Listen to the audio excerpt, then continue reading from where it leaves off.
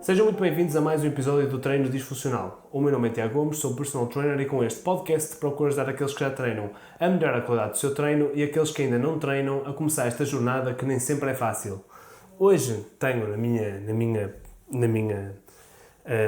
frente Teresa Lemos, nutricionista, e muito obrigado por ter aceito o convite. É um gosto ter-te cá. E pronto, vamos aproveitar para falar um pouco sobre aquilo que acaba por ser um grande foco das pessoas imediatamente antes do verão e logo após o verão. Vamos falar um pouco sobre emagrecimento, sobre este alvoroço que existe logo após as férias e aquela que é a sua autoperceção das pessoas, da sua própria imagem depois desta fase em que estamos mais à vontade, há mais copos, há mais tranquilidade, a malta corta-se mais ao ginásio. Portanto, muito obrigado por teres vindo e pronto, fala um bocadinho de ti, se calhar primeiro, para darmos um contexto às pessoas que estão a ouvir isto. Então, obrigada eu por estar aqui, Tiago. Sobre o meu contexto académico, então, eu comecei na nutrição na Católica, em que tirei a minha licenciatura em Ciências da Nutrição. Depois, o meu mestrado, fui fazê-lo, aliás, entre o meu mestrado e a minha licenciatura, trabalhei no Leixões Sport Clube como nutricionista, com o Dr. Pedro Carvalho até, que acho que também conheces muito bem, falámos disso há bocadinho. Também trabalhei com formação de Leixões Sport Clube e fui também fazendo várias, que nós estamos a falar também há um bocadinho sobre a importância de fazer sempre muitas formações na nossa área e ir sempre evoluindo, e fui sempre fazendo isso até o meu mestrado. O meu mestrado foi focado em metabolismo, nutrição humana e metabolismo, e durante o meu mestrado fui lá para fora, fui para a Dinamarca, decidi fugir do Covid daqui, que lá parecia estar melhor, e acabei lá o meu mestrado em que o que eu trabalhei mais era genética, era metabolómica basicamente, era um dos ramos da genética. E neste momento, o que é que eu faço? Trabalho como investigadora na Universidade Católica Portuguesa, voltei à casa, voltei à base. Trabalho também como nutricionista clínica e desportiva, em 2 clínicas. Falámos há bocadinho, são as 2 na zona do Porto, em Matosinhos e Santa Cruz do Bispo. E também, continuo a trabalhar com muitos atletas, até porque tento ser uma atleta recreativa na modalidade do voleibol e, portanto, tenho trabalhado também muito na parte desportiva. Uma atleta recreativa, atenção, de primeira divisão. Portanto, recreativo, QB, não é? Sim. Mas daquilo que tu tens sentido nos últimos anos, da tua atuação também, o que é que tu achas que está a melhorar, no ponto de vista da nutrição e da maneira como as pessoas veem a comida? O que é que tu achas que tem melhorado? é assim, por um lado acho que o que existe sempre, desde que começaram as redes sociais, é muita desinformação. Mas a parte boa é que acho que têm aparecido muito mais pessoas a combater essa desinformação. Então, para mim, o que tem melhorado nas pessoas é que elas têm informado com melhores pessoas, com melhores nutricionistas, não só com influencers ou com bloggers que não sabem sobre nutrição. E não quero tocar-te a ti, porque acho que não tens esse problema. Os coaches que falam muito sobre nutrição, apesar de atualmente ainda existirem muitos, acho que felizmente há um maior combate à desinformação nas redes sociais, que acho que toda a gente está muito exposta nos dias de hoje. Isso é um ótimo tema de conversa. Essa questão da parte da malta da minha área, meter-se muito na área da nutrição, assim como a malta da fisioterapia se mete na nossa área. Eu acho que há zonas cinzentas e que a malta mete-se muito e acho que às vezes não é só por mal, acho que é só porque, primeiro, um nutricionista que meta receitas na net, aliás, um preparador físico que meta receitas na net vai ter maior visibilidade. Isso aí é quase certo. E eu nunca quis envergar por aí, porque acho que não é a minha zona de atuação. Se há pessoas como tu que estiveram a estudar não sei quantos anos para aquilo, por algum motivo é, não é? E como é que como é que isso acontece? Como é que as pessoas na minha área começam a entrar na tua área também? Eu às vezes acho também, porque acontece muitas vezes, nós vemos nutricionistas que eu próprio, que não tenho assim tanto conhecimento de causa como uma pessoa da tua área deveria ter, vê-se mesmo muita coisa que também já ficou lá atrás. Como é que tu achas que podemos combater isso de alguma forma? Não sei, é uma coisa muito... É assim, eu acho que a mudança passa...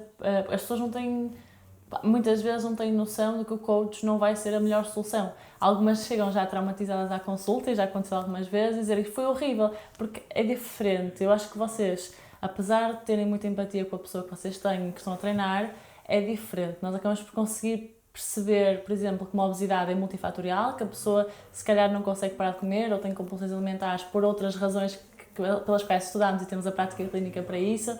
e vocês perdem um bocadinho da simpatia que nós vamos ganhando e que nós estudamos para ter também. Agora, estava a dizer como é que vamos combater isso. Ou seja, a pessoa muitas vezes não se apercebe que é uma má opção o coach, até porque tem confiança contigo, já treina contigo, gosta de ti como treinador e acaba por também, olha, já agora, já que faz as duas coisas, vou também. Então eu acho que passa por vocês, ou seja, na vossa área, se calhar falarem um bocadinho em congressos, em alguns momentos que vocês possam estar todos juntos e chegar a mais pessoas, que não é a vossa área, que apesar de, como é óbvio, tu, por exemplo, tenho certeza que tens muita educação alimentar comparada com, espero que não, eu ia dizer com a minha mãe, espero que não, que a minha mãe eu fui educada, não, mas que uma pessoa normal, que nunca tenha ido ao nutricionista, que não faça exercício físico regularmente, ou seja, eu acredito que tu saibas mais, e tu sabes que sabes mais, e todos os outros problemas físicos também. Mas como combater isso, acho mesmo que tem que partir do preparador físico. As pessoas, se calhar, não vão dizer que não, até porque, pronto, querem uma ajuda e já pagam um preparador físico, não é barato, não é? Estamos a falar sobre os preços, dependendo também da quantidade de treinos que têm e tudo mais. Já não é barato. Depois, às vezes, para vocês, se calhar algumas pessoas sabem que a pessoa já faz um esforço para treinar. Não lhe vai dizer, olha, vai ao nutricionista, porque sabe que se calhar ainda vai abdicar de alguns treinos. Mas pronto, eu acho que passa por informar na vossa área que cada um, tal como eu não vou prescrever treino a ninguém, vocês também não podem fazer uma dieta. Isto é um assunto que dá para estarmos aqui a conversar não sei quanto tempo. Porque muitas vezes o que acontece, por exemplo, malta de coaches, pessoas que eu já trabalhei, que depois também me vêm com coisa que o nutricionista passou, fico tipo, pá, isso é mal demais. Que o nutricionista passou? Sim, mas o meu papel não é eu dizer, tipo... Não sou eu que vou tentar corrigir aquilo. Eu digo, se calhar podes tentar ouvir uma segunda opinião. Mas acho que nós também temos de ter alguma base nesse sentido, não é? Certo. Assim como tu também consegues olhar, tanto pela tua experiência como atleta e tudo isso, para circo e perceber se é um bom ou um mau contexto de treino, certo? Certo, mas eu raramente vou dizer mal do teu trabalho ou de outro nutricionista. Imagina que me vem alguém para a consulta, que já aconteceu algumas vezes, em que foi ao nutricionista e diz-me o que é que o nutricionista lhe deu, ou que o obrigou a fazer, obrigou a fazer jejum intermitente, o que é que seja. Não vou criticar porque nunca sei o que é que a pessoa disse na consulta, em que negócio é que eles chegaram, porque eu digo muitas vezes que as minhas consultas é como chegarmos a um acordo, vamos negociar. Às vezes posso nem precisar fazer um plano alimentar, não é obrigatório, posso simplesmente dar assim um guia, é raro, mas pode acontecer, não é? Nem toda a gente precisa de um plano restritivo, mas a verdade é que sobre este assunto, como estava a dizer, podemos debater muito, mas não sei se... Assim, eu acho que não pode ser uma coisa de uma área contra a outra, não pode, não podemos olhar por isso. Por isso é que eu trabalho contigo, certo. para conseguirmos em conjunto olhar para a coisa, porque se estiver eu a puxar para um lado, tu para o outro, a coisa corre sempre mal, Claro, certo? claro. Mas pronto, é uma questão que tem muito que se lhe diga mesmo. Agora, falaste aí do assunto do jejum intermitente, podemos também entrar por aí, e em que situações é que isso pode fazer sentido? Há situações em que isso pode fazer sentido ou, numa generalidade das questões, não é a melhor opção? Sem dúvida nenhuma que há pessoas que faz muito sentido. Não é, ou seja, o jejum apareceu muito pela parte de combater o envelhecimento, porque há pessoas que, pronto, e alguma evidência que pode referir até em animais, que as pessoas que fazem restrição ou que comem menos também envelhecem de uma forma mais lenta. Basicamente nós temos, digamos assim, no nosso corpo, dois comboios a funcionar. Um comboio que funciona na parte mais catabólica, em que nós estamos em jejum e nós estamos um bocadinho também a limpar um bocadinho tudo o que aconteceu, e acabamos, normalmente, por exemplo, o jejum noturno é uma parte mais catabólica. Depois temos uma parte mais anabólica, é de formação de massa muscular, formação de outros tecidos, gliconeogênese, ou seja, formação de novo de energia, de glicose.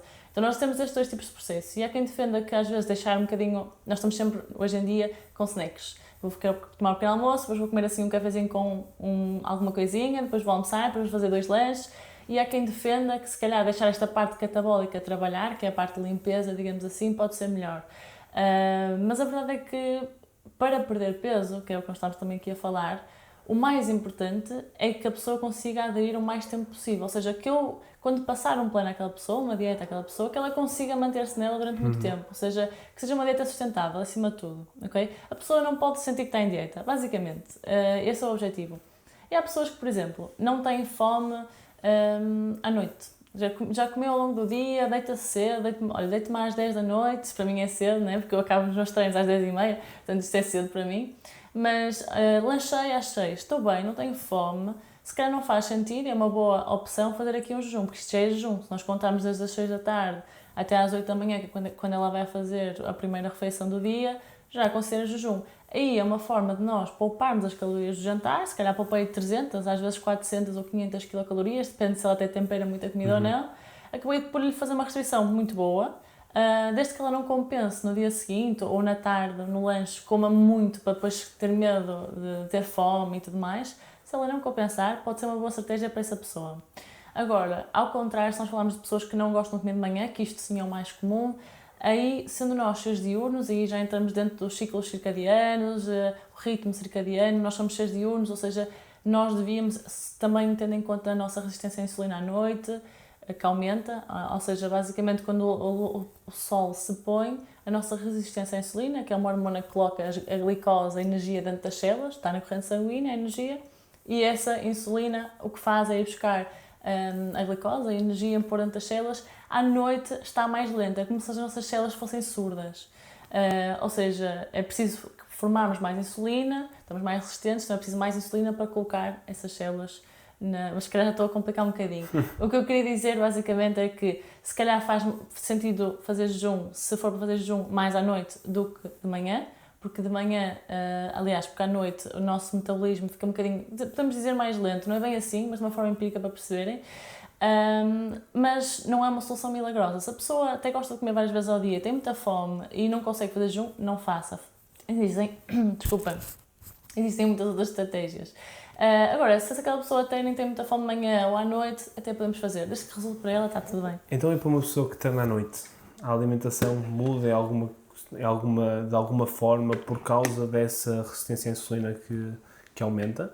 Ou não há essa adaptação, não é necessária essa adaptação? Isso é uma pergunta interessante, porque há pessoas que, por exemplo, tiram os hidratos de carbono à noite e, nesta perspectiva do que eu disse agora, pode fazer algum sentido, por causa desta resistência à insulina. É precisamente por isso que as pessoas querem diminuir os hidratos de carbono. A insulina, pegando nos hidratos de carbono e colocando-os nas células, se reduzirmos à noite, melhor. Mas parece que as pessoas, por exemplo, que treinam à noite não faz grande sentido. Até porque o treino ajuda nesta resistência à insulina. Claro. Portanto, por norma, quando acompanho atletas ou pessoas até que fazem atividade física recreativa, se elas fazem exercício físico à noite, eu não lhes vou tirar hidratos de carbono, porque, idealmente, para quem treina, os hidratos de carbono devem estar à volta do treino, antes e depois. Portanto, nessas pessoas, visto que o treino já ajudou, e o treino ajuda em muitas coisas, e a resistência à insulina é uma delas, faz sentido manter os hidratos de carbono e não cortá-los, e pode fazê-los à noite.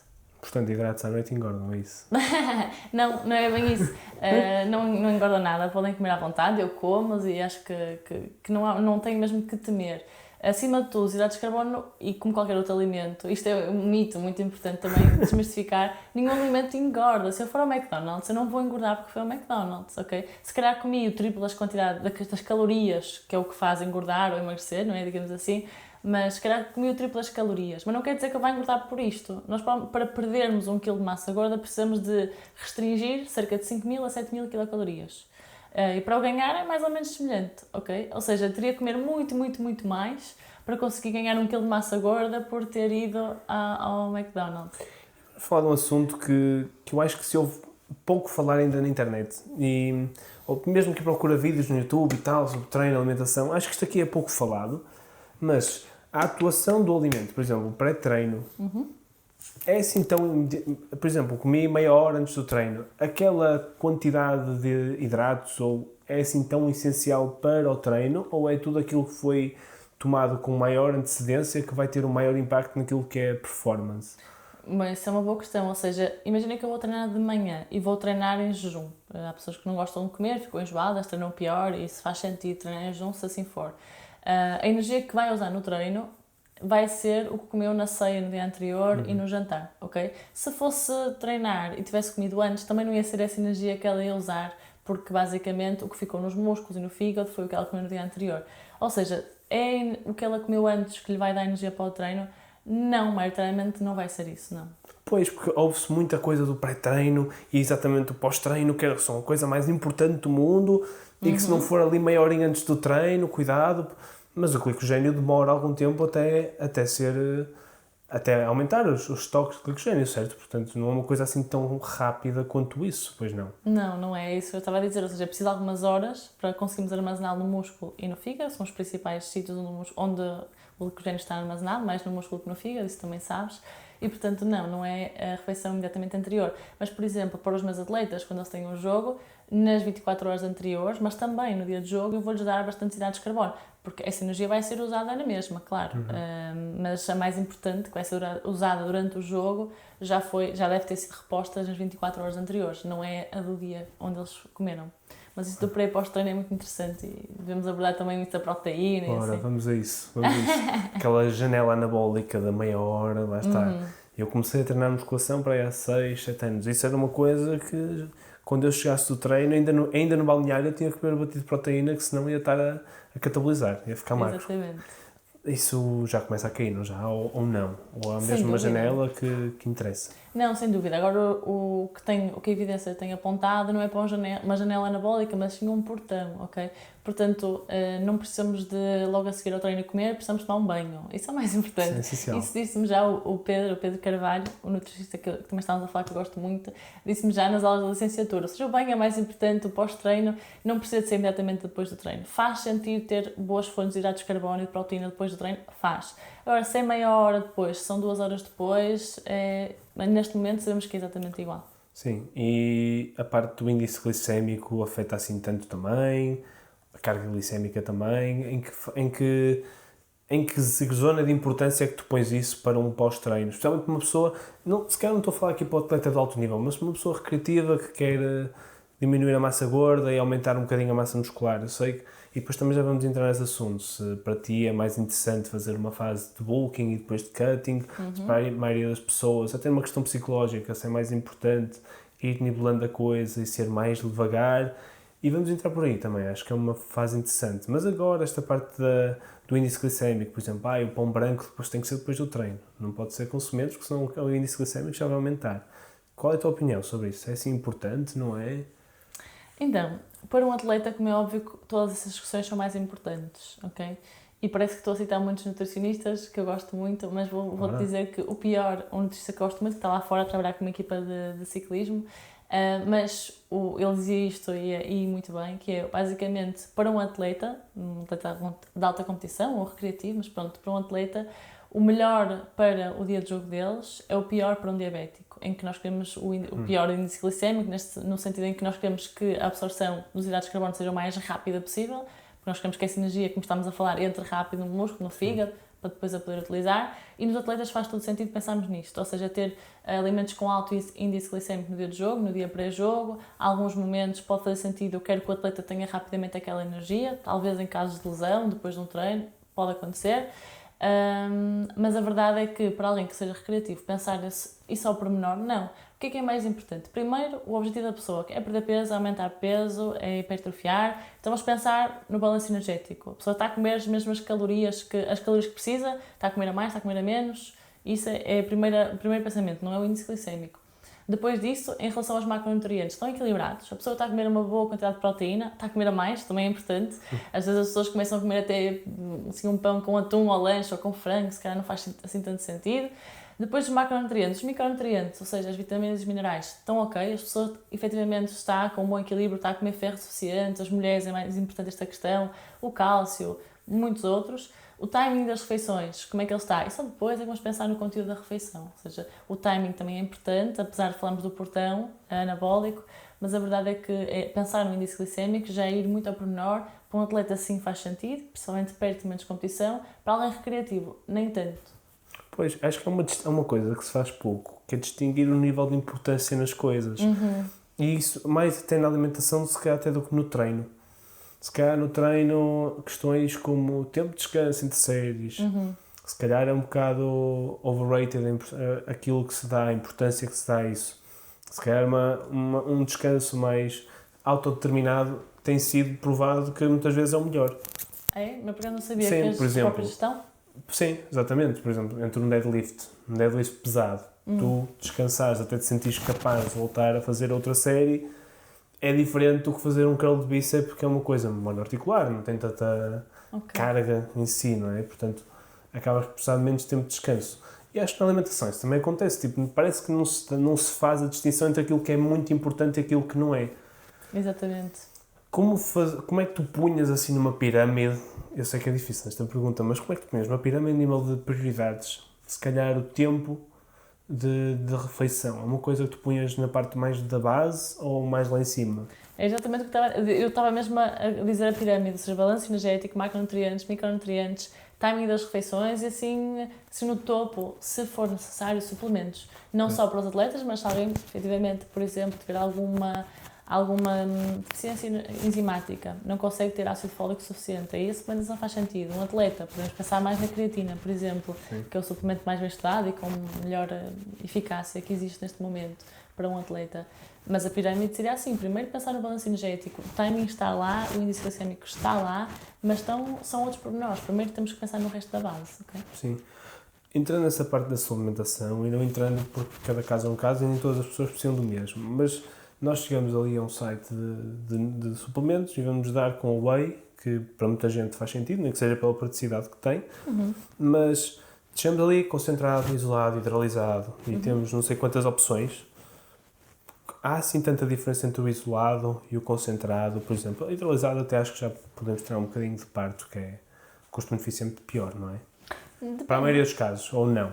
Depende, ou seja, são as três principais, não é? Como estavas a dizer, as concentradas, isolada e hidrolisada. Começando pela hidrolisada, que podemos já tirá-la, no sentido em que a hidrolisada basicamente é mais cara em relação às outras duas, também porque ela sofreu um processo de hidrólise, como o próprio nome indica, em que basicamente, imaginando que uma proteína, quando nós falamos de proteína, imagina assim um colar, não é? É um colar com contas, com bolinhas, em que cada uma dessas bolinhas são aminoácidos, são péptidos, ou seja, quando nós cortamos esse colar de contas, ficamos com pequenos aminoácidos, que depois o que é que acontece? A absorção é muito mais rápida e facilitada. Para quem tem problemas gastrointestinais pode fazer sentido, porque há muita gente que reage mal à proteína isolada e à proteína concentrada, maioritariamente a concentrada. E pode fazer sentido para essas pessoas, mas é mais específica para pessoas com problemas gastrointestinais que têm dificuldade de absorção, ok? Portanto, normalmente a hidrolisada é pouco usada. Depois, em relação à isolada e à concentrada, a grande diferença é que a isolada é mais cara, mas acaba por ter sido também, sofreu um processo de filtragem extra, que a concentrada não sofreu. O que acaba por acontecer? É apta para intolerantes à lactose, a quantidade de lactose que tem é muito, muito baixinha, e depois acaba por ter maior percentagem de proteína. Ou seja, quando eu compro uma whey, também tenho que pensar, eu quero comprar whey porque quero proteína, não quero hidratos de carbono, não quero gordura, não quero nada. Então a isolada acaba por nos responder melhor a isso. Agora, basicamente a concentrada é uma proteína que não sofreu nem filtragem nem hidrólise, mais simples, tem mais calorias, tem menos proteína, ok? É mais barata. Agora, se me perguntas, um atleta meu, por cima eles fazem análise de dopings, e, portanto temos de ter cuidado com isso, o que é que ele tem que fazer? Tem que comprar uma certificada, uma marca certificada e, idealmente, para os meus cálculos e para o resto dele, faz mais sentido ter uma isolada. Ou seja, ali o meio termo, que é mais barata que a hidrolisada, mas é mais cara, concentrada, mas tem mais proteína e também não lhes vai causar distúrbios gastrointestinais por causa da lactose, ok? Desconforto, aliás, gastrointestinal. Portanto, isolada com certificação. Agora, se for uma pessoa recreativa, em que a diferença entre ter uma tem 70 gramas de proteína por 100 gramas, aqui no caso da concentrada, a isolada está mais próxima das 80, 90 gramas de proteína por 100 gramas de produto. Se calhar vou dar à pessoa recreativa uma concentrada mais barata e se eu lhe disser para colocar um bocadinho mais no shaker, tem um bocadinho mais calorias, mas acaba por chegar à quantidade de proteína que eu queria. Ok. Entrando mais naquela área que eu estava, com o qual começamos, a parte do emagrecimento, e eu falei daquela questão do cutting e do bulking.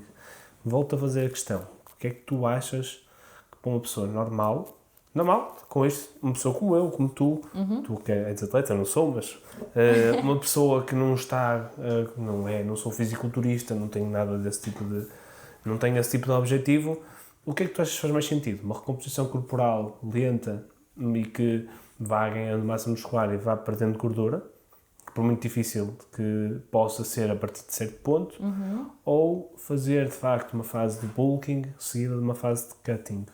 Ok, eu normalmente sou defensora assim do meio termo, acima de tudo o que é mais sustentável para a pessoa. E no meu caso eu tenho muitas mulheres em consulta que são mais atletas recreativas, não são atletas, fazem atividade física recreativa 3, 4 vezes por semana, que já é muito bom, não é?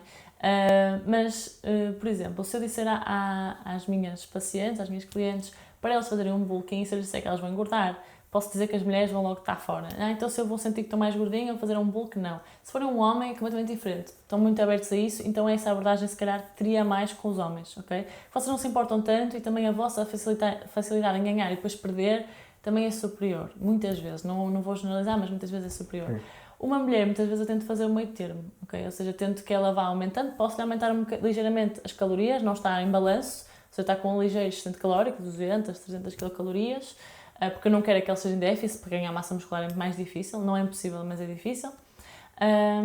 E basicamente que os homens vão mais para o bulk, talvez, mas é sempre de acordo com a pessoa. Se a pessoa sente bem, olha, não me importa nada, estamos no inverno, ninguém me vai ver, quero que seja mais rápido o processo, então vamos lá, experimentar um bulkzinho, vou dar maior quantidade. Uma mulher, por norma, vou com mais cautela. Pois, essa parte psicológica eu acredito que faça muita diferença. Por exemplo, para mim, eu que trabalho com a parte e tenho de estar em forma à partida, não é? Não convém desleixar muito.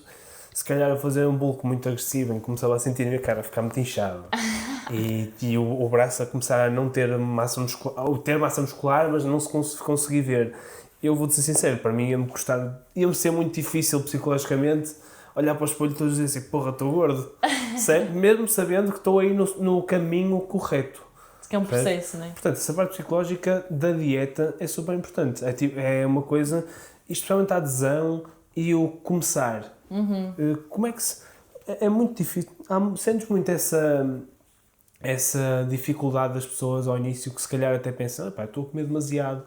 Tu sentes muito isso, que há esse medo das pessoas quando estão a perder peso, se calhar trocas uma coisa que é muito densa caloricamente por outra que não é. Tu sentes muito essa diferença? Tipo, as pessoas dizem, pô, eu estou a comer muito, tipo, eu vou engordar assim. Tu sentes muito isso? Sim, e é muito engraçado depois, quando elas fazem o check-up, imagina quando vamos voltar a fazer as medições, ou o peso, ou até quando é online, quando elas próprias fazem, eu peço para não se pesarem por nada, todos os dias. Para mim não faz sentido, há pessoas que se calhar atletas, mas eu peço que elas não o façam. Mas é engraçado ver como é que de repente, afinal, se eu comer mais sopa, se eu comer mais legumes, se eu comer mais fruta, e se acabar por tirar os alimentos densamente energéticos com muita gordura, os processados, bolachas ou batatas fritas, se moderarem essa quantidade e substituírem por legumes, acabam de ficar muito mais saciadas, também pelo efeito da fibra alimentar que estes alimentos que eu acrescentei têm. E depois é engraçado ver como me surpreendem muitas vezes, de género, olha, afinal estava cheia a rebolar depois do almoço, espero que isso não aconteça, não é? Também não vou exagerar, mas estava mesmo cheia, achei que estava a comer muito mais calorias e que não ia perder peso, mas afinal passado um mês estou aqui com menos 3 kg, às vezes menos, até mais. Os homens às vezes até surpreendem mais. Sim, essa diferença da densidade calórica e saber ler rótulos é uma coisa que tu ensinas também nas tuas consultas, que é um procedimento normal. Tipo, olha, vamos aqui pegar numa coisa, deixa-me mostrar. É uma coisa que costuma acontecer. Até posso dizer um bocadinho das minhas consultas. A primeira consulta, por norma, dura no mínimo 1 hora. Às vezes, se for um atleta, 1h30. Portanto, fico muito tempo com eles. Eu faço uma anamnese alimentar completa, em que pergunto hábitos de sono, de atividade física, pergunto os alimentos que gostam mais, os alimentos que gostam menos, pergunto como é que eles cozinham em casa, pergunto antecedentes familiares, se alguém tem doença ou se não tem doença. Na segunda consulta, e depois posso fazer um plano, normalmente faço um plano de acordo com isto, negociamos no final.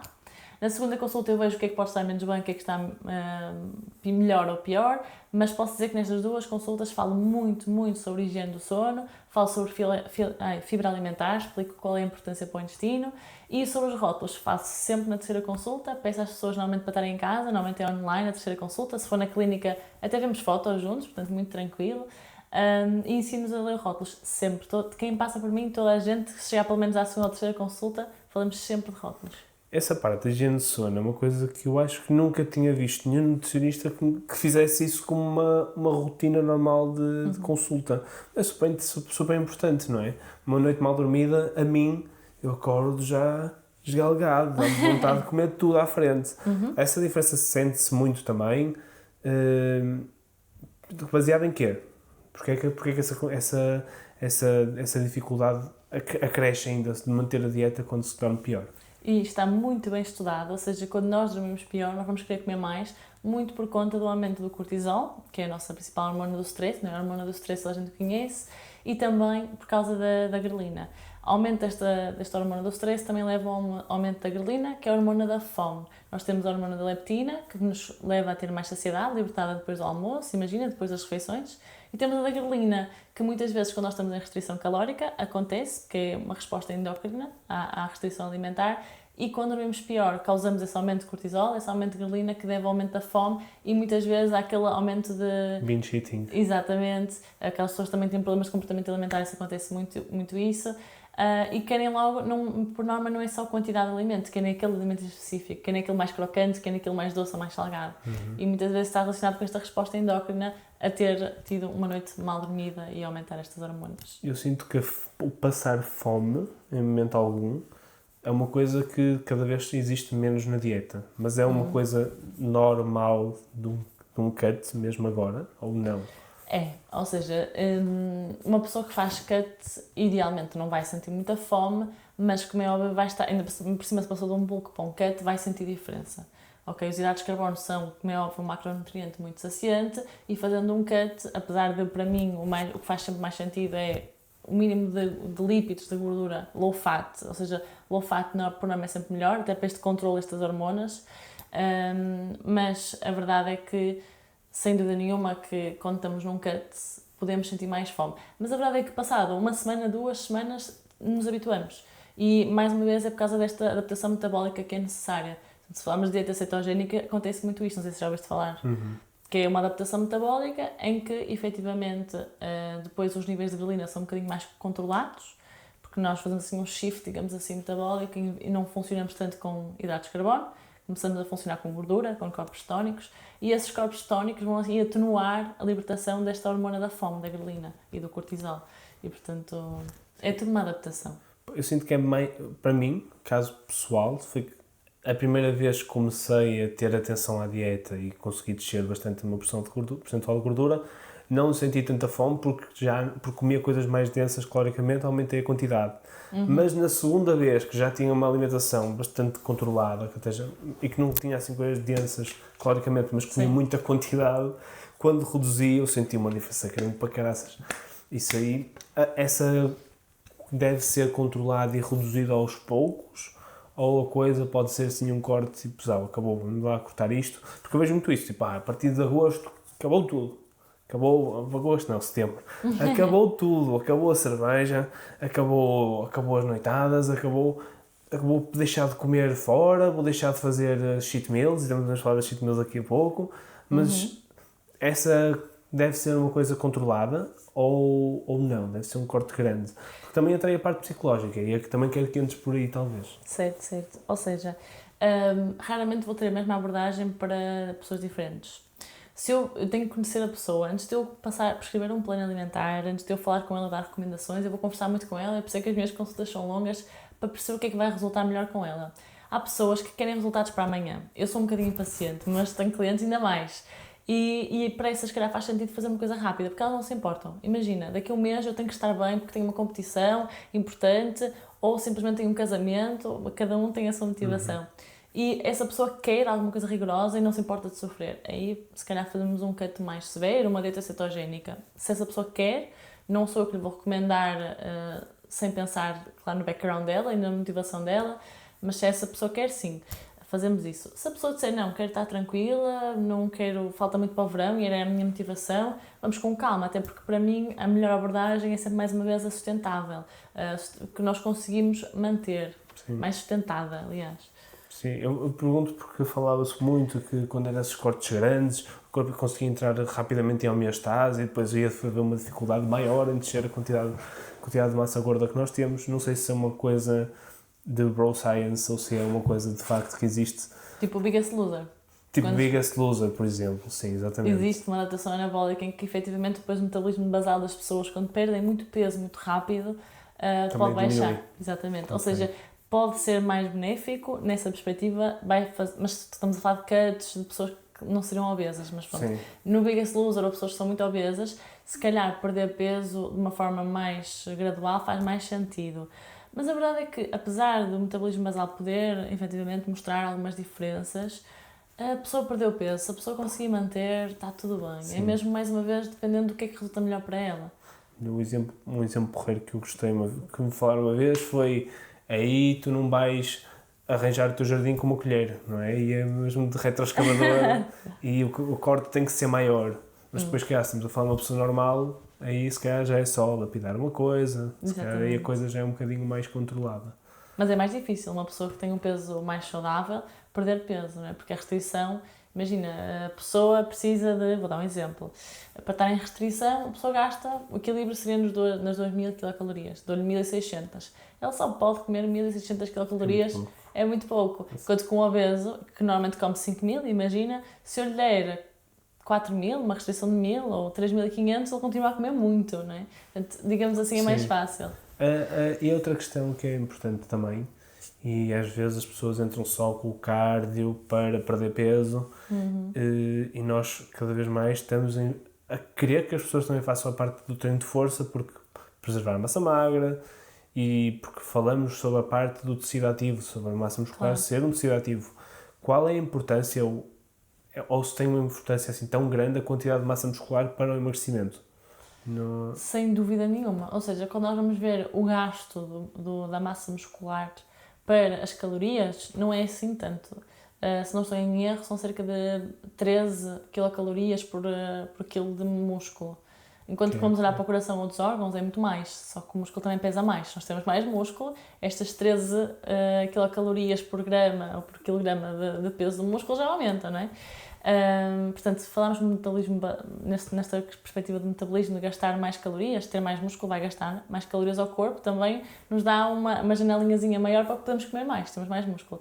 Mas, até para a parte da resistência à insulina, é super importante treinar, aumentar. Eu também, raramente, quando as pessoas só fazem cardio, não me mando logo para um PT, eu digo logo, só não tens um personal trainer, um preparador físico para te ajudar, só fazes cardio, se calhar não é assim tão bom para ti, porque efetivamente a massa muscular é sinónimo de saúde. Mais massa muscular é sinónimo de saúde, ok? Muitos benefícios do exercício físico estão relacionados com a massa muscular e não volta a dar.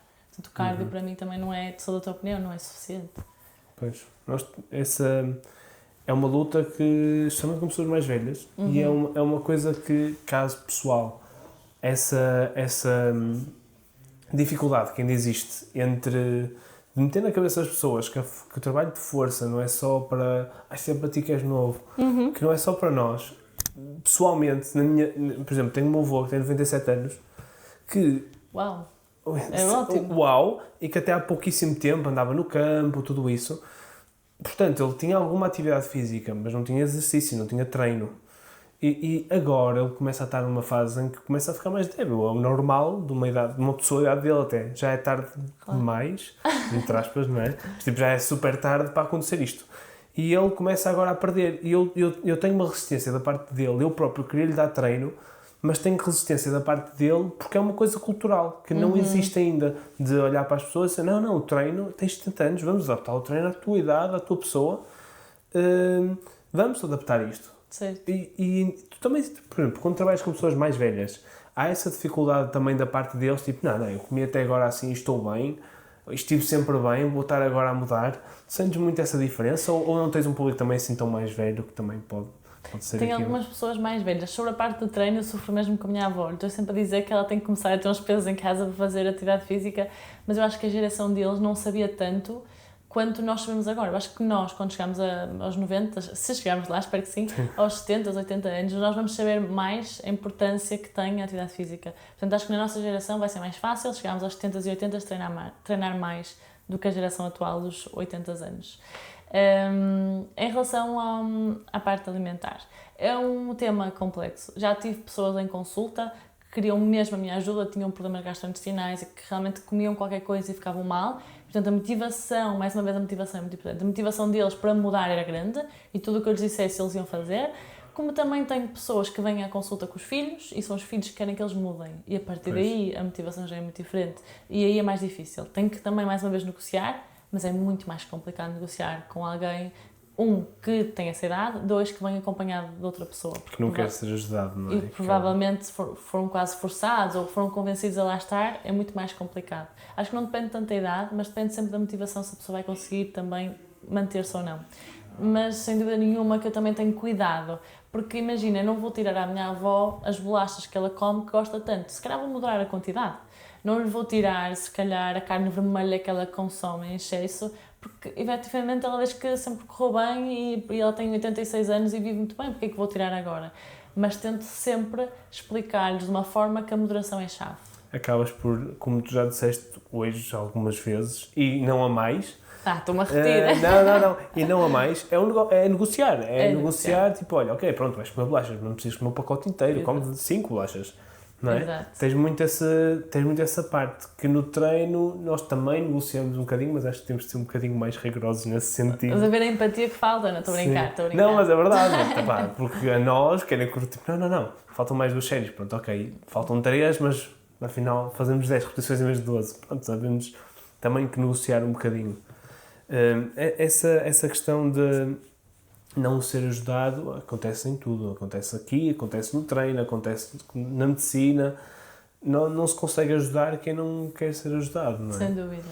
E entrando ali na parte também que falamos das bolachinhas e desses snacks a mais que se vai fazendo, essa soma que às vezes parece que se calhar, pá, são 100 calorias ao final do dia a mais, para uma pessoa ativa, como é o meu caso, em que trabalho o dia todo com exercício e tudo isso, se calhar não faz uma diferença assim tão grande. Mas para alguém que está a começar agora com o treino e que começou agora com o exercício físico, esse tipo de coisas fazem uma grande diferença? Ou sentes que é melhor ter essa bolachinha assim do que ter depois um cheat meal à campeão no fim de semana? Então, depende, mas quando falas de bolachinhas, é bolachinhas doces, ou seja, permitir à pessoa... Sim, permitir à pessoa. Por norma, eu quando faço os cálculos deixo sempre 100, 150, depende da gula que eu sei que outra pessoa gosta, mas deixo sempre algum excedente e digo no plano, tens 100 kcal ou tens 200 kcal extra em que tu comes o que tu quiseres. Podem fazer restrição e não os comer, como podem comer ou o seu gelado, ou então um bocado de chocolate. Portanto, eu permito que a pessoa coma. Existem várias abordagens para perder peso.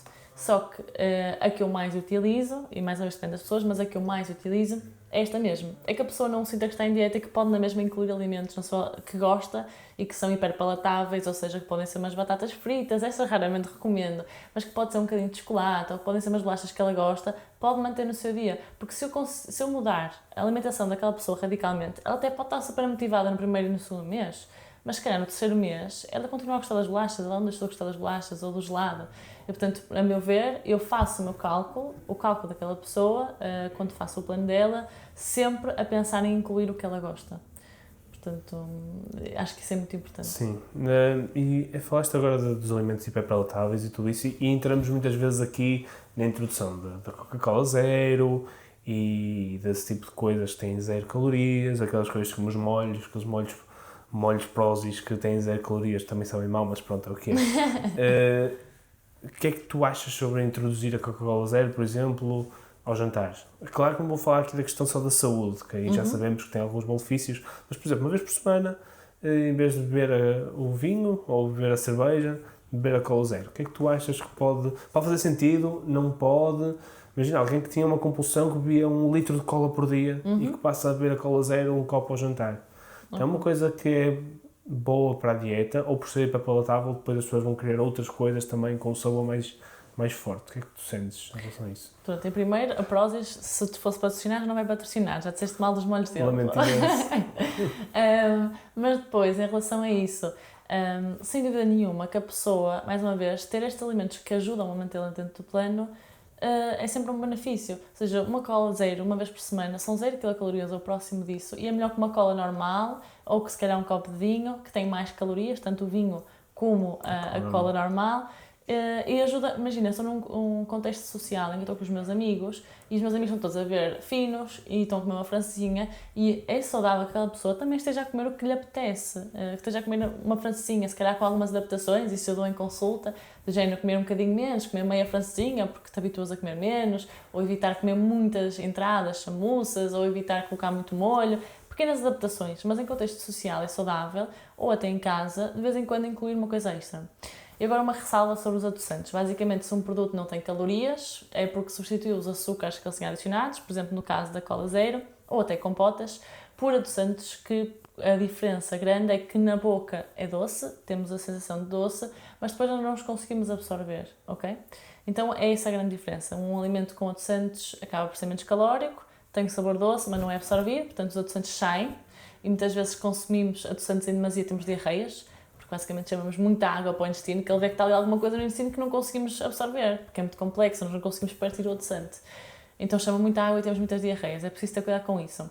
Mas mais importante também é pensar nesta perspectiva dos adoçantes, que a Organização Mundial de Saúde, a OMS, lançou há pouco tempo algumas recomendações, um alarme, em que muitos nutricionistas, e bem, outros não, outros vieram concordar e dizer, estão a ver como eu tinha razão, mas a OMS veio dizer, cuidado com os adoçantes que podem ser cancerígenos. Mas a verdade é que quando nós vamos comparar o risco que eles demonstraram que tinham os adoçantes, comparado com o álcool, estás-me a deixar sem voz, o álcool é bem pior.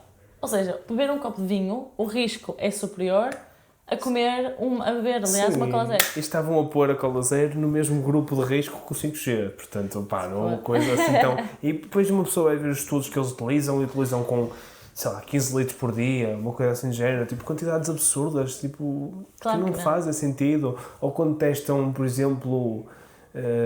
coisas como testam carne em seres herbívoros. Porque estupidez, tipo, nem bate a cara com a careta, não faz sentido nenhum. Exatamente. Às vezes também temos de ter espírito crítico e ir ler, efetivamente, naqueles foram buscar as metodologias dos estudos que eles usaram. Claro que nós confiamos na Organização Mundial de Saúde, mas também temos que ter sempre este espírito crítico de analisar o que é que eles realmente estão a querer dizer e o que é que eles usaram para dizer aquilo. E ver por quem também são patrocinados e tal, também tem a essas OMS coisas. não vai ser patrocinada assim por nada anti-adoçantes, acho eu, mas há outras ressalvas nesse sentido que também acontecem. Falei-te também daquela questão das cheat meals, e quando nós entramos em alimentação tipicamente portuguesa, por exemplo, a minha cheat meal deste fim de semana está-me a fazer já olhar para o final da semana. Eu estou à espera daquela refeição. Confessionário aqui. Sim, vou aproveitar esta uma consulta também. Não, eu hoje de manhã acordei a pensar assim, apetecia-me uma cabidela. Tipo, é a minha comida favorita assim. Apetecia-me mesmo. Que tal se eu ligasse à minha tia para me convidar a ir à casa dela comer uma cabidela? Ok. Ela hoje liga-me, tipo 11 da manhã, liga-me, assim, eu tenho voz velhotes, eu pensei, pode ser alguma coisa má, mas acabou por ser uma coisa espetacular, que foi, ligou-me a convidar-me para ir comer uma cabidela. Sentiu. Foi tipo mesmo namoros, e eu fiquei a pensar, quão melhor é este tipo de comida portuguesa em que tens arroz, mas depois tens aquela questão do sangue, e depois tens, comparado a ir a um McDonald's ao final de semana, por exemplo. É muito mais interessante nós respeitarmos a nossa cultura, as nossas tradições gastronómicas, como é óbvio. É como quando vamos para a Itália e a pessoa, como está à dieta, não vai comer massa. Claro que não. Nós temos sempre que, quando vamos viajar ou quando estamos aqui em Portugal a fazer uma cheat meal, se for para comer cozinha tradicional portuguesa, culinária, excelente. Aproveitar, como é óbvio. Até porque, muitas vezes, estes alimentos que disseste agora, o arroz de cabidela, vai ser rico em quê? Consegues dizer qual é o macronutriente principal aqui, se calhar, do arroz de cabidela? Arroz de hidratos, claramente, né? E depois deve ter a gordura do frango aqui cozinhado. Vai ter mais gordura, mas a verdade é que, quando nós vamos para alimentos mais portugueses, é verdade que tem algum azeite, mas pelo menos é uma gordura boa, mas também vão ser muito ricos em hidratos de carbono. Isso é para fazer uma cheat meal que seja mais rica em hidratos de carbono do que em gordura. Porquê? Quando nós pensamos em calorias, imagina, se eu te perguntar quantas calorias é que tem uma colher de sopa de azeite, sabes-me dizer? Tipo, aí 300, não? Não, felizmente tem 100, 125. Assustaste-me, puxei para cima. Disseste bem. E quanto é que tem meio prato cheio de arroz? 100 gramas de arroz? Sim. Sabes dizer? 100 gramas de arroz? Também para aí 200? Tem as mesmas. Uma colher de sopa de azeite e meio prato de arroz, 100 gramas de arroz, têm exatamente as mesmas.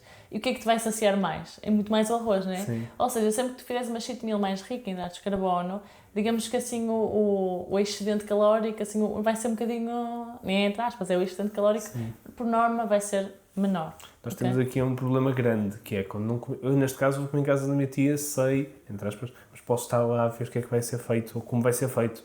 Vamos a um restaurante e o arroz vem amarelo. Portanto, temos a junção dessas duas coisas e não é uma colher não é uma colher de sobremesa como tu disseste. Claro. Portanto, e se calhar é outra dica que pode ser útil para quem quer emagrecer, que é comer fora, provavelmente vai ser mais denso caloricamente do que comer em casa.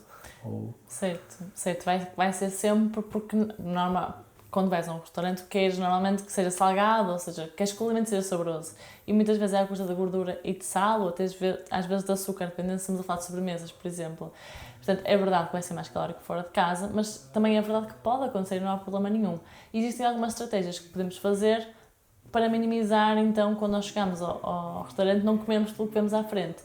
Uma delas é nunca ir com fome para o restaurante, ou pelo menos, claro que vais com fome, né? Vais jantar ou almoçar, mas não ir nada de fome, para não atacares logo as chamuças, os croquetes, os rissóis, os patês. Uma das melhores estratégias é ou comer uma sopa em casa ou no restaurante começar logo com uma sopa. Vai sim ter batata, vai sim ter mais gordura, mas é melhor do que o buffet das entradas, portanto é uma boa estratégia. E depois o prato, mais uma vez como eu estava a fazer com a francesinha, é fazer um bocadinho isso, ou seja, moderar. Se for uma francesinha, não te vou dizer para colocar legumes na salada, mas se for um prato que é para incluir legumes e salada, aproveitar, moderar muito dentro do possível a gordura através de evitar as entradas. A bebida, tentar, se beber um copo de vinho que seja só 1 ou 2, que não ultrapasse muito isso, e depois ter água ou ter bebidas até 0%. É um bocadinho mais por aí, nestas idas aos restaurantes. Qual é, isto é uma dúvida que eu tenho em relação aos nutricionistas e à nutrição.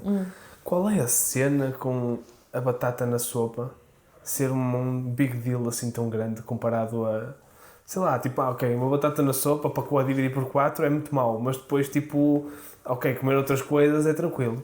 Porquê que essa estima tão grande com a batata na sopa? Onde é que se vem? Então, a batata dos três grandes, digamos assim, que é o arroz, a massa e a batata, é o menos calórico, na verdade. Portanto, as pessoas às vezes têm receio da batata, mas enquanto que o arroz, por exemplo, tem cerca de 100, 120, 130 quilocalorias por 100 gramas, a batata tem 85 ou à volta disso, okay? Tem menos. No entanto, se eu conseguir calcular à pessoa a sopa, quando nós comemos sopa, nós queremos que seja o mais rica em legumes possível, legumes e água, ok? E se a sopa tiver batata, imagina que a pessoa até em casa mete 3 batatas na sopa, grandinhas, ou nem que meta só uma, vão ser sempre mais calorias que a pessoa podia estar a comer no prato, que vai trincar no prato e vai fazer muito mais diferença em termos de apetite, do que se estivesse na sopa, percebes? Ou seja, se a sopa tiver 100 quilocalorias, em vez de ter 150, a pessoa pode comer mais 50 gramas de batata no prato, à volta disto, portanto. Sim, é como, ou aquela coisa, também uma regra muito grande que era, não podes misturar hidratos, arroz e batata, não se pode misturar, então se meter as mesmas quantidades de calorias, divide pelos 2. O problema é que as pessoas metem a mesma quantidade de arroz e depois ainda espetam a batata por cima? Esse é o big deal da coisa ou não é por aí? Eu acho que para mim isso não é problema nenhum. Aliás, eu sou a maior fã de arroz e batata. Eu adoro arroz e batata juntos. Mas o problema muitas vezes pode ser esse. Mas eu nunca digo isto, que as pessoas podem misturar à vontade. Desde que fique ali, mais uma vez, como tu disseste, moderado, ou seja, dou-te 100, claro que não é exatamente igual, porque as calorias não são iguais, mas se eu der 120 gramas de hidratos de carbono, de arroz, massa e batata a alguém, se ela comer 60 de um, 60 do outro, é exatamente igual, ou quase igual. Portanto, não há problema nenhum, até é uma forma de variarmos aqui o nosso prato. Portanto, isso, se calhar há nutricionistas que o dizem, na minha opinião, que é o que vale, é erradamente, mas sem dúvida nenhuma que podem misturar, desde que não dupliquem as quantidades, foi exatamente como tu disseste. E mais uma vez, a batata, muitas vezes também digo para comerem sem batata, simplesmente porque eu prefiro que a pessoa depois as trinque no prato. Porque a mastigação por si só já é um processo que nos vai dar saciedade, ok? Que vai promover saciedade. Então eu prefiro que elas comam do que as beba na sopa ou simplesmente coma a colher. E depois, quando nós falamos, por exemplo, no processo de cozinhação, da confecção dos alimentos. Por exemplo, fala-se que a cenoura, quando está crua, é espetacular, mas depois, quando se vai cozer, acaba por perder muitas das suas propriedades e tudo isso. Como é que as pessoas podem ter acesso a esse tipo de informação, de coisas assim simples? Não sei se concordas com isso sequer. Dizem que o índice glicémico sobe bastante e tudo isso. Isso acontece mesmo? Como é que as pessoas conseguem ter acesso a isso de forma direta? Tipo, ok, devo cozinhar isto, não devo cozinhar isto. Como é que isso pode acontecer? Ou seja, comam legumes, basicamente é isso. O índice glicémico até pode mudar, até podes, se cozeres em água, perder algumas vitaminas na água, mas o truque aí é aproveitar a água para depois fazer ou uma sopa, ou fazer, por exemplo, um arroz, que fica maravilhoso, quando cozes os legumes e depois usas essa água para depois fazer o arroz, fica muito bom, fica diferente o sabor do arroz. Portanto, aproveitem para isso, porque efetivamente quando cozes podes perder algumas vitaminas e minerais, mas a verdade é que a cenoura, as calorias da cenoura não vão mudar só porque cozinhaste de uma forma diferente. Quer dizer, em termos de peso, imagina, em peso, se a cozeste, ela vai estar mais pesada. Então, quando pesares aquela cenoura, ela vai estar mais pesada do que o peso dela inicialmente, certo? que tem água lá Tem dentro. água, sim, mas é água. Exatamente, mas naquele peso vai ter menos calorias do que inicialmente naquele Sim. peso. Vai ser percebes? menos denso, caloricamente, vai ter mais peso. Exatamente. Ou seja, Sim. claro que depois com a confeição podemos alterar neste sentido, aumentar a água ou não aumentar a água, depende também do que está na água, se absorve o azeite, mas efetivamente não vamos demonizar a cenoura, coitadinha, sofre sempre e tem muito poucas calorias, tem cerca de 25 kilocalorias por 100 gramas de cenoura, é muito pouquinho, portanto não pensar neste índice glicémico como cozinhar ou não cozinhar, cozinhem como vocês mais gostam para comerem mais, é a minha sugestão. Pronto, portanto, coisas a retirar de hoje, não é? Comer hidratos à noite engorda, não é? Coisas a retirar, mais coisas assim. Não! Mais coisas assim a retirar. Pá, isto há muita coisa gira também da alimentação. Assim, quais são os maiores mitos, assim, tu dirias? Tipo, não, estes aqui É isso, o hidratos de carbono à noite é um Hidratos de grande carbono à mito. noite. O jejum intermitente ser uma solução é para todos. ótima, Sim. mas não, é uma solução para quem resulta, para quem consegue manter. Pão engorda. O pão não engorda, nenhum alimento por si só engorda. Ou seja, o McDonald's, como eu estava a dizer, não engorda. O que interessa é que vocês comem ao longo do dia, a janela toda ao longo do dia, ao longo da semana. Se vocês estiverem dentro daquelas calorias, se vocês imaginam, isto não é ótimo, mas não lancharam, não jantaram e nem fizeram uma ceia que costumam fazer e foram ao McDonald's, o número de calorias foi exatamente o mesmo, portanto não engordaram. Portanto, nenhum alimento por si só engorda. O que engorda é nós estarmos em excedente calórico, digamos assim. Mais mitos, assim, que tu te lembres, assim, que tens tipo, não, já estou farto de responder a isto. Há muitos mitos, deixem cá ver. Podia ter trazido uma lista, eu acho que se calhar a lista... Sim, poder ter preparado antes, Exato. não é? Não, tem muita coisa assim gira. Estava-me a lembrar agora de um, mas já foi. Ups. Interrompido. Não, mas há muita coisa assim que me vem do nada, que vem assim mesmo do Há nada. há muitos mitos em nutrição, com alimentação. E de onde é que os mitos aparecem? Porque toda a gente come, toda a gente acha que pode falar sobre comida. E vende. Os mitos muitas vezes vendem, lá está, o jejum intermitente. Quantos O livros... shot, no Covid eu morria, o shot de imunidade. Isso também Ou existe detox, muito. O por detox. O exemplo. detox é uma coisa que também é espetacular, não é? Os vossos rins e o vosso fígado faz detox para vocês não precisam de... Pois, há essa questão de quanto mais verde, mais detox, não é? Isto é quase benzido, é quase água benta, não é? Portanto, a partir daí já estou E a pessoa, efetivamente, se beber só sumos... Sim, vai emagrecer. Vai emagrecer. Primeiro porque também desidratou imenso. Não é? Só bebendo sumo de laranja ou sumo de fruta vai desidratar imenso. Vai perder imenso também glicogênio muscular. Portanto, vai desidratar. Cada grama de glicogênio que nós temos no músculo tem 3 gramas de água associado. Se a pessoa vai perder glicogênio, o que acontece muitas vezes também na dieta cetogénica... Sim, vai perder água também. Vai perder água. Portanto, vai estar mais leve também em músculo, que não é bom. E depois acaba por, claro, ficar em restrição, mas coitadas. Já tive muitas pessoas que me vieram ter comigo e disseram, olha, eu estava na Herbalife, estava a perder peso. Eu ia falar Herbalife a seguir, mas eu pensei, mais uma marca, mas também paciência, Herbalife. Se Herbalife não nos patrocinar, não faz mal nenhum. Não tem mal nenhum. Não me importa. Ronaldo, tipo, malta acredita que Ronaldo bebe naquilo, tipo, Mas Fórmula 1, era o Fórmula 1. Eu lembro perfeitamente de ter lá pessoas na minha faculdade, claro, que vendiam Herbalife e que era o Fórmula 1, perdiam peso, eu, claro, não comas só, bebe água. Exato. Pá, eu acho que sim. Pronto, existem outras formas de perder peso e emagrecer que não concordo assim tanto, sendo uma delas essas estratégias mais usadas pela Herbalife e outras marcas, não queria demonizar marcas, mas não sou fã. Sim, mas é verdade, pega-se em tudo e vende-se, e há sempre como arranjar dinheiro a vender chalupice, não é? Há sempre... O melhor truque é quem souber vender melhor, não é? Sim. Passar a mensagem melhor. Se calhar eu tenho que começar a passar mais a mensagem para chegar às pessoas. É o que eu tento fazer, Sim, não sei. Mas vender esforço não é fácil, não é? Tu vendes isso, ok, que não vais passar fome, mas vais ter que ter uma marmita à partida, vais ter que cozinhar a tua comida, vais ter que comer comida em condições, que se calhar não vai ter um sabor tão saciante a nível de... Lá está, eu como arroz, comi agora um arroz que eu não sei o quê, mas a minha cabidela vai-me saber muito melhor. Não é? Se me dissesses, olha, a tua dieta vai ser cabidela 3 vezes por semana, vais poder ir ao Five Guys mais 2, com certeza. Eu aí também comprava já o teu livro e pedia para assinares. Percebes? Mas escreveram sobre isso, então. O vender esforço, e para nós de treino, então, se eu te vender um Bozu e dizer que tu vais ali fazer uns agachamentos acima do Bozu e que vais ficar em forma, ou eletroestimulação, e que te dou-te choques e que te ficas como o aço, claro que tu vais comprar, não é? Claro. Tipo, pega lá já uma dinheiro e te vou perguntar quanto é que é. Mas pronto, é uma dificuldade que vamos continuar a ter.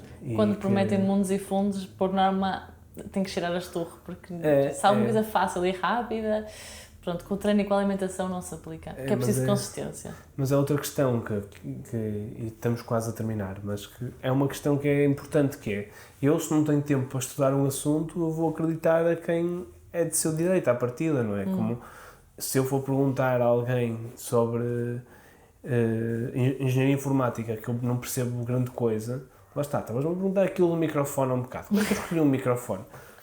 Sei lá, fui ver reviews, fui ver. Se me aparecer um gajo ali e vou procurar a dieta cetogénica e vou ver 20 testemunhos a dizer que de facto correu e foi a melhor coisa do mundo, se calhar eu vou investigar mais sobre isso e eu tenho cuidado de ir investigar, mas há muita gente que não tem. Claro. Não é? Os microfones, eu então fui investigar assim tanto porque eu não tenho conhecimento de causa. Isto é só para dizer que o Tiago não teve cuidado nenhum ao escolher os microfones. Espero que o som estiver esteja mal, bom. pá, lamento imenso. Mas não, tive cuidado, fui ver muitas reviews, até porque eu gosto de fazer isso, eu perco muito tempo a ver a minha tecnologia, quero comprar isto e fico muito tempo à procura. Mas não tenho conhecimento de causa. Portanto, procurem boas referências, tanto na área do treino como da saúde, em qualquer coisa. Procurar saber boas referências e acho que os médicos são importantíssimos nisto, de também procurarem eles próprios saber pessoas a quem podem recomendar os seus utentes, não é? As redes sociais podem ser boas para isso, seguir pessoas que sabem que têm qualidade e que estudam e que estão sempre à procura da informação mais recente. Eu acho que isso é muito importante. Mas é difícil saber quem é que é bom de facto. Também. Não é. Ou seja, segues alguém, estava a dizer, referências que eu tenho de nutrição, que até as pessoas podem seguir. O Vítor Teixeira, o Pedro Carvalho, que até é bastante engraçado e que defende muito esta parte da cozinha portuguesa, de comer português tradicional. Isto é muito bom. Portanto, ele também ia contigo comer a cabidela. Bora. A Catarina Augusto, que até neste momento é namorada do Pedro. Estamos sem papas. Há muitas pessoas que na nutrição, que se tu seguindo os bons partilham outros bons e tu consegues chegar lá. É claro que vais demorar a criar esta rede, na rede social vais demorar a criar esta rede, sim, de bons contactos, mas a verdade é que começa a seguir uma pessoa boa, que tu confies. Como eu estava a dizer, pessoas que trabalham em universidades e que se informam, que tu vês, que escrevem livros, que fazem artigos, que estão em várias clínicas e que são bons, e depois a partir dessas pessoas chegas às outras. O problema muitas vezes é começar mal. Tipo, tu vais à FNAC, vais à FNAC, procuras a parte da nutrição, vais ver lá há 1500 coisas sobre nutrição, que também tu vais ver aquele gajo que tem uma página no Instagram com centenas ou milhares de seguidores. Sim, ter muitos seguidores não significa ser bom. Pois, também entras ali e assim, este gajo tem livros e tudo. Portanto, é difícil, mas se conhecem alguém bom, agarrem-se a ele, procurem outras pessoas também, que sejam referenciadas por ele também. Exatamente, e acho que é isto. Acho que é por aí. Mesmo na área do desporto e da medicina e tudo o que envolve saúde, sim. Acho que não dá para cortar a gastos, não é? É daquelas coisas que não é... Não, se uma não nutricionista é um investimento. Exatamente, ou seja, se não gastas agora tempo e dinheiro a tratar da tua saúde, vais perdê-lo mais tarde a tratar da tua doença. Portanto... Pronto, acho que assim fechamos este episódio. Muito obrigado, Teresa, mais uma vez por teres vindo. E até uma próxima. Obrigada eu.